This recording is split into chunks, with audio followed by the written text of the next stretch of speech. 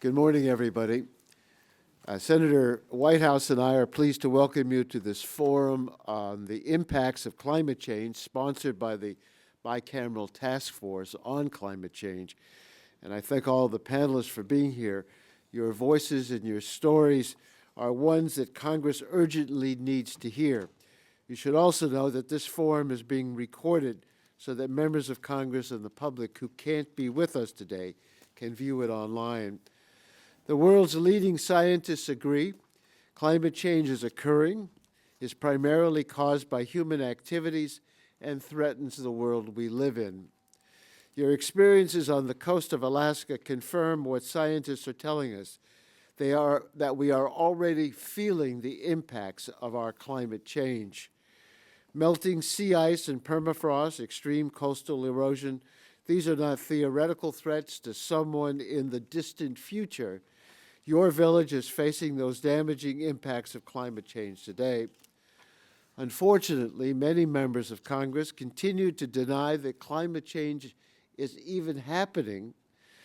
In fact, in about an hour, the Energy and Commerce Committee will be considering a Republican bill that would eliminate the Environmental Protection Agency's existing authority to address carbon pollution from coal-fired power plants.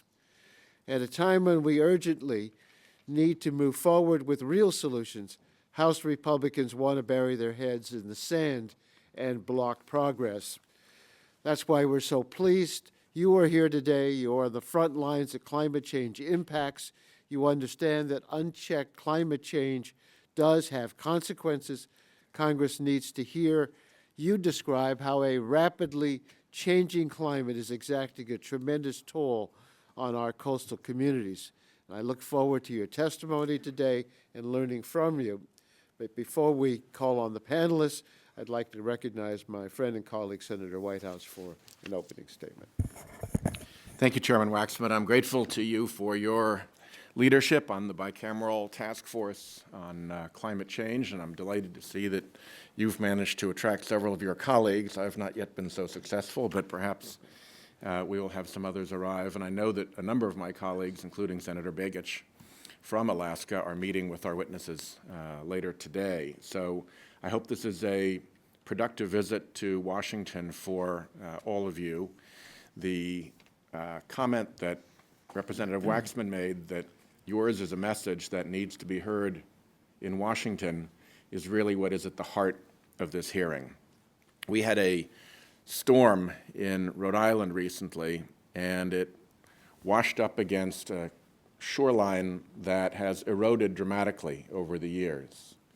And I spoke to a woman whose small house had tipped over the edge of the land and onto where the beach had eroded underneath, very much like the photographs of your village, the photographs of Kivalina, the photographs that we see through a lot of coastal communities.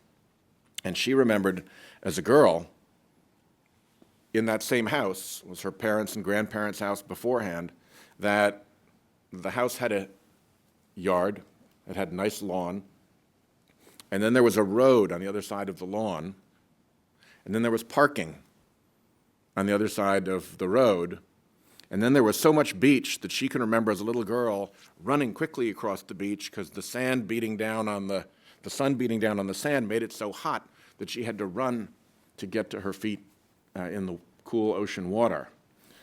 All of that was gone.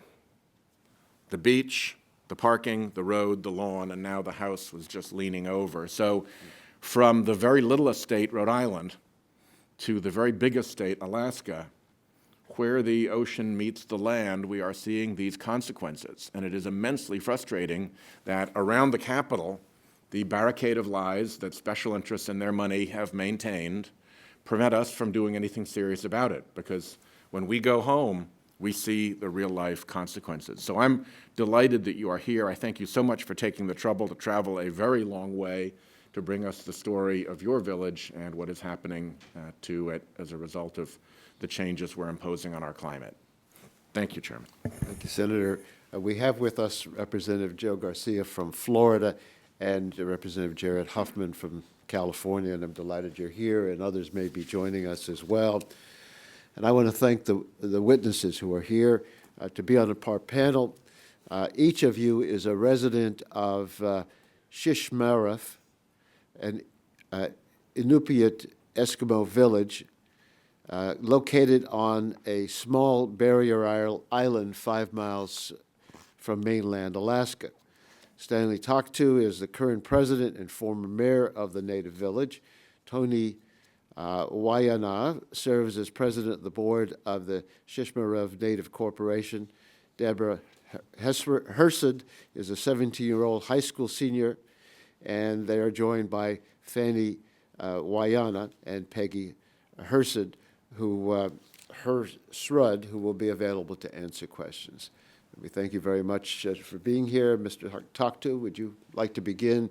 Be sure that on the base of the mic, there's a button to push so that turns it on. Thank you, Representative Henry Waxman. My name is Stanley Toktu. I am a former mayor and current president of a village, native village of Shishmaref.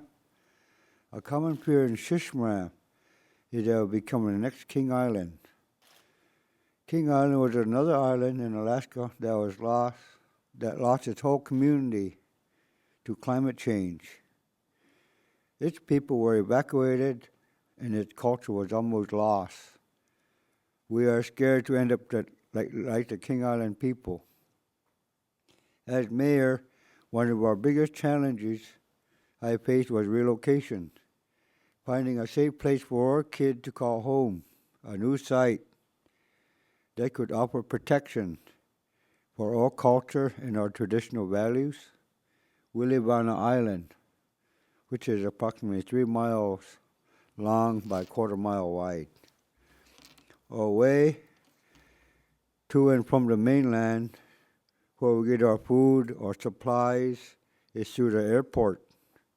In the past year, one of our major dirt roads was severely damaged to this previous storm. This same dirt road protecting the airport, and the water came very close to it.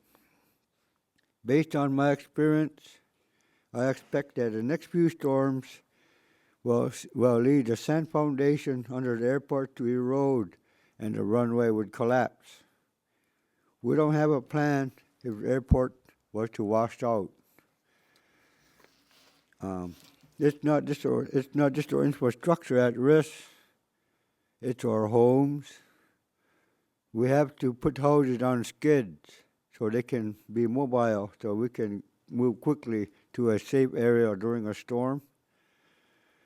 This past few years, we had to put 18 homes to a safe area before a storm, put on skids before the storm hits, This is necessary because homes were already falling into the water, to the ocean. We lost 2 homes in 2005 that were not moved in time. A lot of our community members are relocating. In serious storms, people are forced to evacuate, and when their homes are destroyed, they are stranded, away from home, and with no way to call home or to come home. As our people leave and relocate to other places voluntarily, they won't be able to come back. We are losing our people and our culture. We have a warm and communal culture that works together and lives off the land for subsistence. We hunt, we fish, and we have traditions that we try to pass on to our children. We will lose that if we are relocated to another area with other people who doesn't appreciate our way of life. No matter what your politics, you can't ignore the facts that our village are being impacted by climate change on a daily basis, and we need to do something about this. Thank you. Thank you very much. Mr. Wayana? Thank you. Thank you for having. Thank you for having us testify to your committee. My name is Tony Wheelwana Sr. I'm the president of the board of the Shishmaref Native Corporation. In Shishmaref, we continue to live our lifestyle passed down generation to generation for the past 4,000 years. The yearly spring hunt is our main season of hunting for our winter supply of seal oil and dried meat, which is the main staple of our diet. During the spring hunt, we hunt bearded seals, wallers, and other seals such as the spotted seal and common seals. That's all changing, though, as the climate changes. The hunting season from the past 18 years has been getting much shorter. This year was particularly strange. We saw rain in November and December. Usually our fishing starts at the end of October when the lagoon freezes over and we can get to the mainland over the ice. But this year we couldn't fish until mid-December. That means we've had to buy more food from the grocery store, spending more money each month on food to replace the food we would otherwise hunt or fish for. Or we would have to travel further during those times to try to hunt caribou or other large mammals, which are becoming more rare. Our hunting seasons are shortening, so is the lifespan of our infrastructure. Originally, our seawall, designed by the Army Corps of Engineers, was supposed to have a lifespan.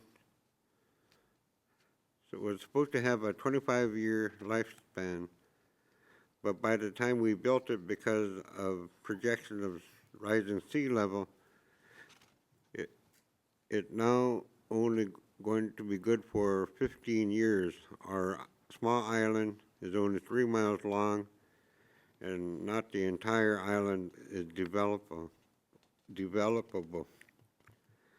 A seawall that can protect our community for more than 15 years is not very useful. All of our community investments now face short lifespans and begs the question of how long are we going to use this before it is no longer useful. The answer is too short to justify the investment. We are losing out on jobs and economic drivers because we aren't able to invest in our community. Kids are moving out of the community. For instance, our daughter left 2-3 months ago because there are no jobs, there are no rental housing opportunities. Even we are looking into moving. I've now applied for jobs outside of Shishmaref in order to get us someplace safer. Even though we have a home, we have to move to someplace with better economic opportunities. The shortening winter season is impacting our local subsistence culture and our ability to create jobs and investment for our community. It's attacking us from all sides. We need our government to attack climate change from all sides too, with national and local legislation to help protect our community. Thank you. Thank you very much, Mr. Wayana. Deborah Herswood, pleased to have you here. I want to hear from you. Hi. Hello, my name is Deborah Hershud, and I'm a 17-year-old senior from Shishmaref. I've thought a lot about climate change, and it really does scare me. One day, Shishmaref just won't be there. This is where I grew up, and this is where my grandparents grew up, and where my grandparents' parents grew up. And one day I hope to come back to Shishmaref after college, but I don't know if it'll be there. The changing climate affects my daily life. I just got a snow machine, and we used to go right out and play out on the sea, but it's getting more difficult because the land is a lot narrower than it used to be. It can be scary because I need to make sure the ice is thick enough to be safe. We've been talking, even before I knew we were coming here, we've been talking about climate change at school. And my teacher has told us a lot of stories about when she was younger and when she was my age. She said that the land was about 15 feet higher when she was in school. We lived away from Shishmaref for several years, but one thing I used to like to do when I was younger was go looking for eggs near the lagoon. But when I moved back, I was surprised to see that all the land was just gone.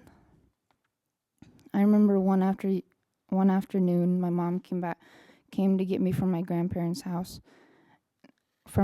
As a result from the storm, the back of our house and the back of our stairs were dangling over the cliff in the ocean. It was scary. We had to immediately move all our things out of the house, and we went to go stay with my grandparents. And later that year, we moved away. Shishmaref is changing faster than I can grow up, and climate change is a problem that has been around longer than I have. It's really unfair to be giving up my home and where I grew up in my culture for a problem that I don't have the power to solve by myself. But that's why I'm here, and that's why we're asking for your help to address the issue of climate change at a national level. Thank you for having me here today.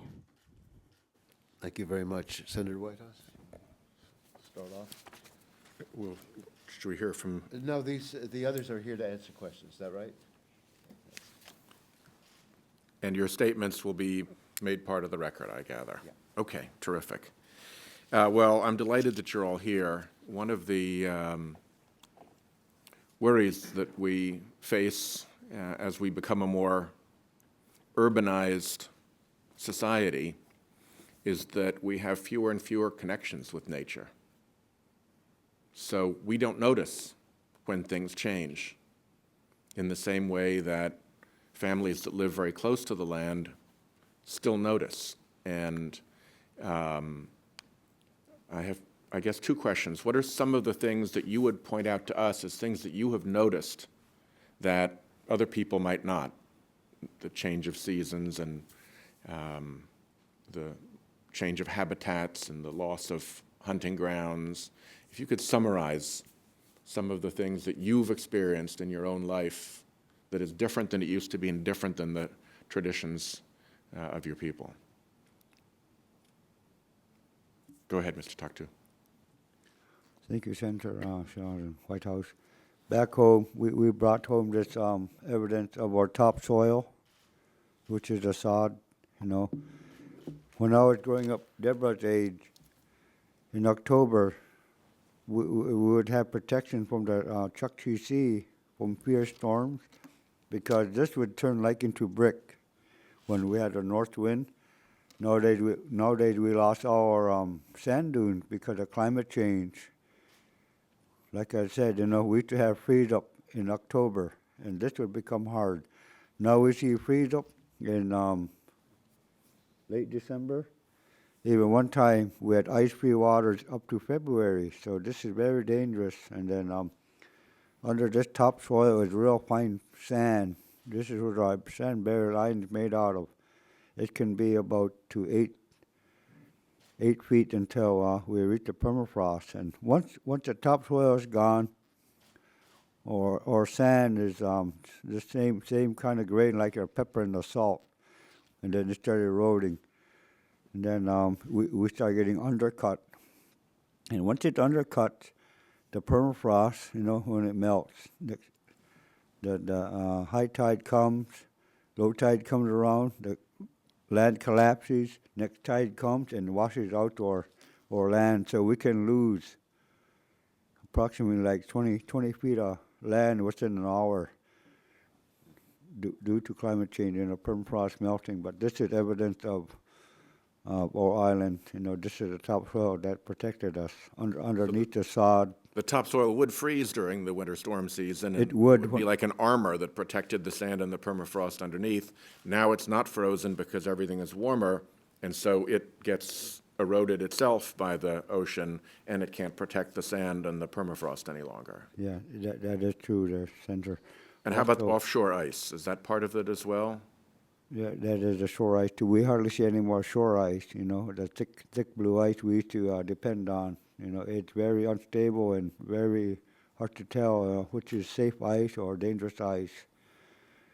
But anyway, Would the shore ice protect the shore by breaking up the waves before they could reach the sand? it would, but the slush ice was kind of dangerous. The slush ice would freeze. We're always happy when the slush ice move out and then we have a natural freeze. Because when the slush ice forms, it has no strength in the summertime. You can sink right through when the sun warms up, and this is dangerous. So, that's what we're afraid of in the ocean. We see slush ice because it can freeze during winter, but springtime, we do a lot of subsistence hunting. It makes it a lot dangerous for us to tell which is solid ice and weak ice. We can lose people, doing subsistence hunting to put food on our table. We have major stores in our community, but most of the food is just supplemental to our diet. So. Well, thank you. Let me yield to my colleagues. Thank you, Senator. A lot of our Republican friends in the Congress say that climate change isn't happening, and besides, it's not causing any harm, whatever there is of it. And in fact, there's a committee in the Congress that's going to pass legislation to stop EPA from regulating the carbon emissions from coal-burning power plants, which is the major source of the pollution. What would you say to them? They say there's no problem. You're here to say there is a problem. But if you had a chance to talk, if they would show up, if they would hold a hearing with the victims, if they would even hold a hearing with the scientists, they would get a different picture than what they get from the oil and the coal lobbyists. But what would you say to them? Peggy? Good morning, I'm Peggy. First of all, thank you. Thanks. And please forgive me if I stumble on my words. I'm not used to speaking in front of people. But we moved away from Shishmaref 8 years ago, and we just moved back to Shishmaref June 1st, 2013. And within that time frame, and by the time we got back, we noticed that a lot of land has been lost. And we're actually staying in the same building or the same apartment that we lived in before we left. Now, before we left, we had like 50 to 60 feet of land right outside our back door.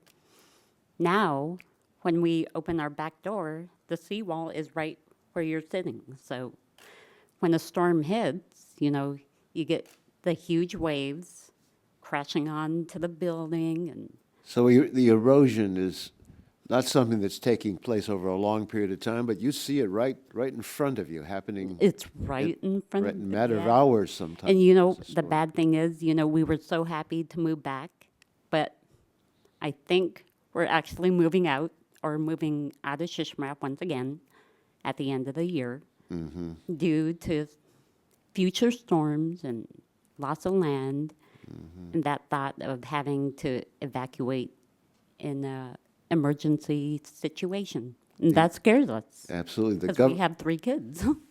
The Government Accountability Office has said to us that there are 31 villages that face imminent threats from flooding and erosion, and 12 of those villages are considering relocation, just absolutely picking up and leaving because you can't live in your home any longer. And the thing is, Shishmaref is an island. We don't have a road system. We don't have, a lot of people don't have their own boats. So when it comes time to evacuation, emergency, that's just a scary thought. We think about that just about every fall. Yeah. Well, thank you. Mr. Garcia? Maybe any of you can answer this, but do you see a change in the type of storm, or is it the same intensity? You're just the sea level is higher. Do you see a change over time in that? And then tell me about beyond the loss of land. What other effects has there been in terms of wildlife and things of that nature? Maybe Mayor Tony, whatever. Representative Garcia, I make help answer this question. It's not only storms that erode our island. We call another storm silent storm, which is it could be dead calm water. But what happened is climate change. The water rises up, attack the permafrost up way up to our sea level in our community. This warm water action, melt the permafrost, and then we get low tide again. Like I say, dead calm.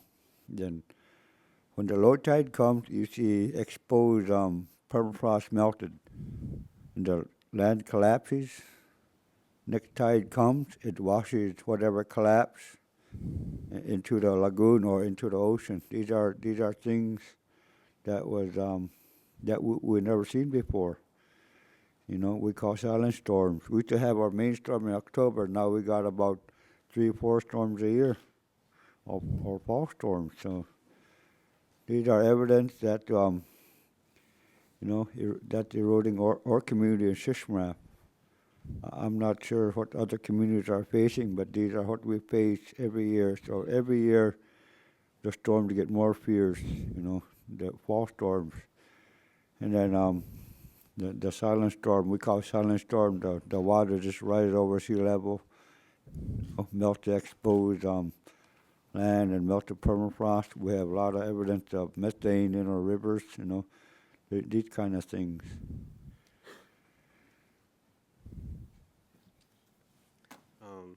I have a few things to say. Because of climate change and changing in climate, we're seeing different things happen. In our language, we have about 100 variations of describing snow. Nowadays, we depend a lot on our subsistence in the wintertime, springtime, fall time, summertime. 7 months out of the year, we're landlocked by sea ice or ice around, our village, and we travel on the ice all the time.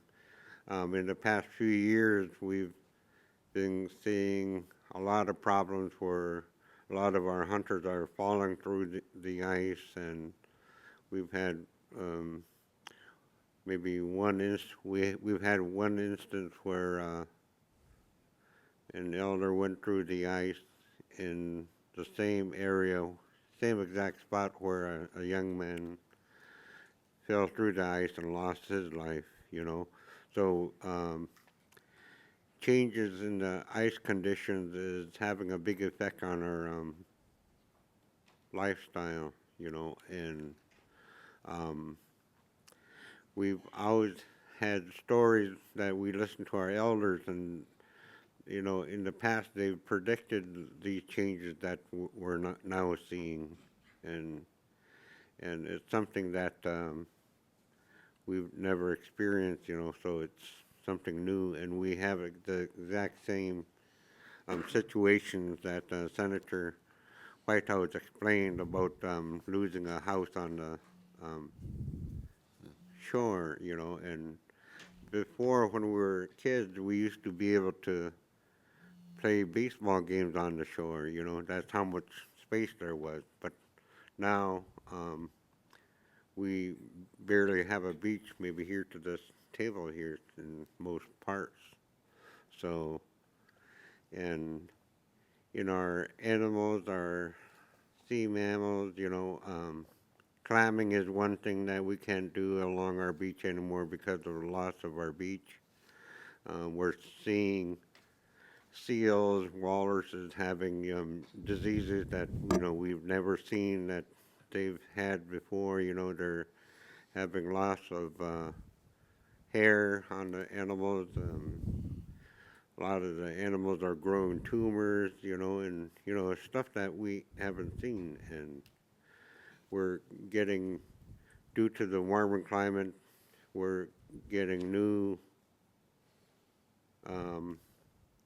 plants, and invasive plants, invasive species of bugs, birds, different things. it's almost warm enough now where we're from where we could start planting trees, you know. It's changing. There's no question that the climate is changing, whether it be from climate change or global warming, you know, it's still happening.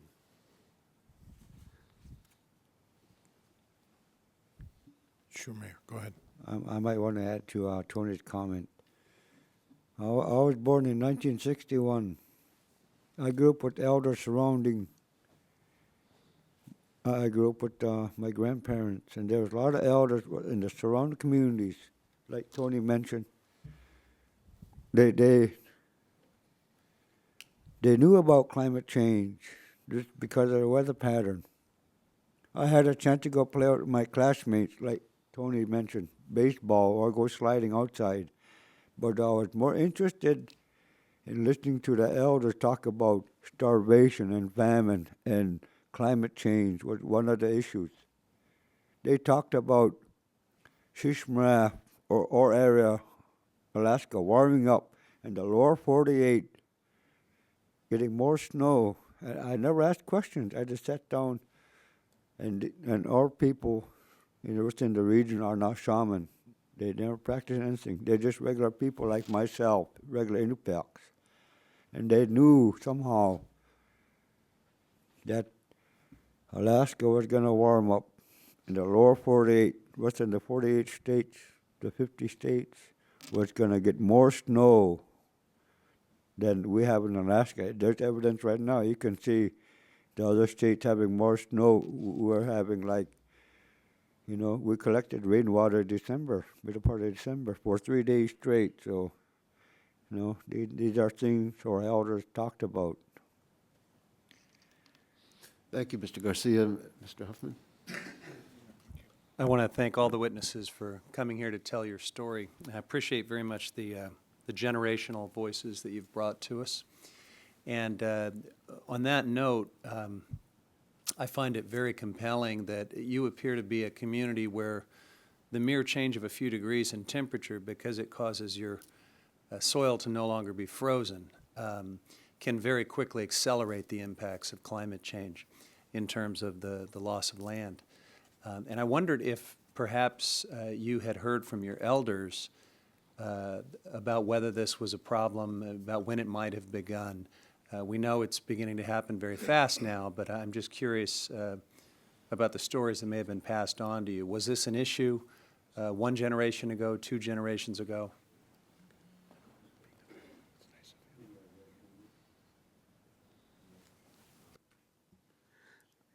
I don't think it was an issue, you know, for elders, but but they've. I was seeing like changes coming, you know. One of the remarks one of the elders said to me before was that in your lifetime, you're either going to see a double summer or a double winter, you know. I know something like this kind of happened maybe like in maybe 1775, something like that, 1770s anyway, you know, where you know, where the western states had extreme cold weather, you know, and stuff, and but this is kind of opposite, where it's the weather's warming, you know.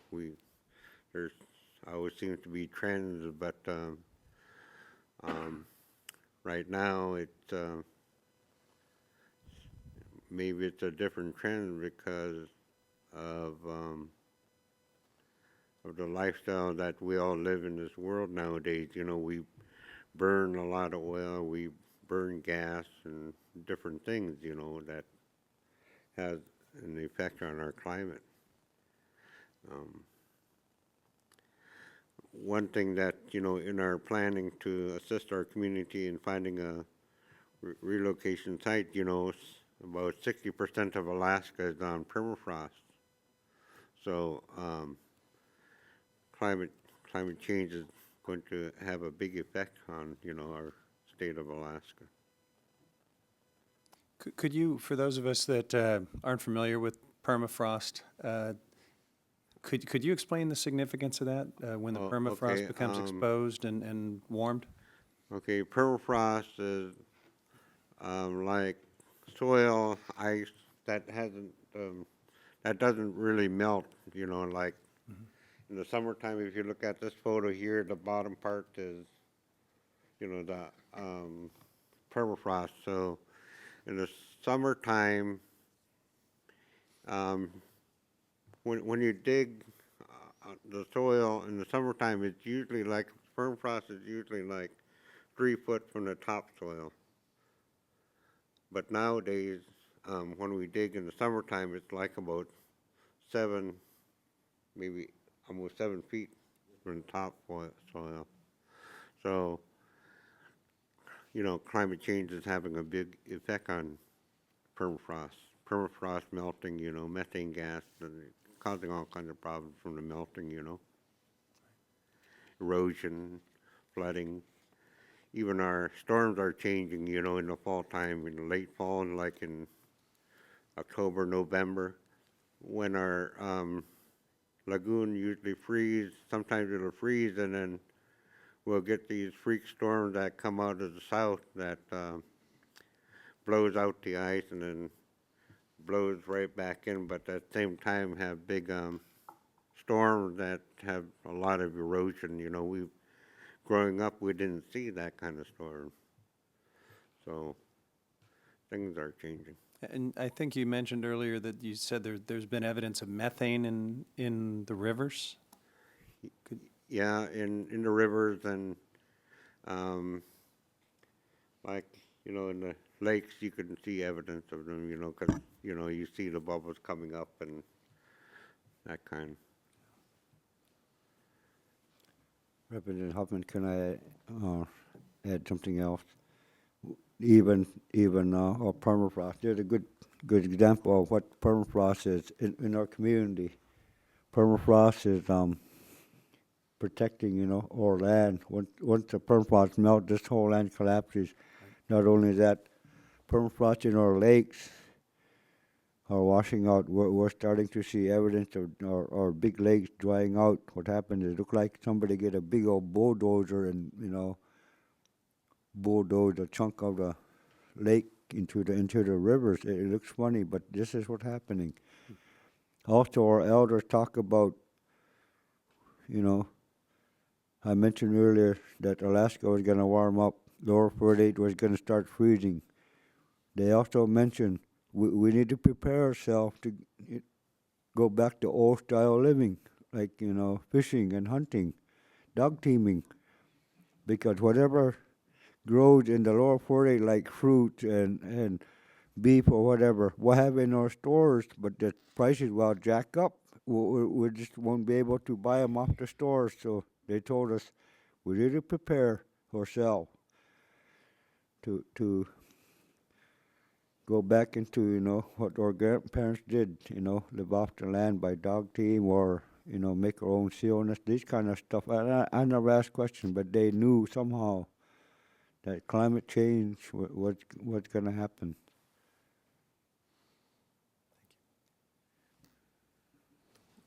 Chairman, if I could ask one additional question. Mrs. Foyana has not had a chance to speak yet, and I know in her prepared testimony she talked about clams.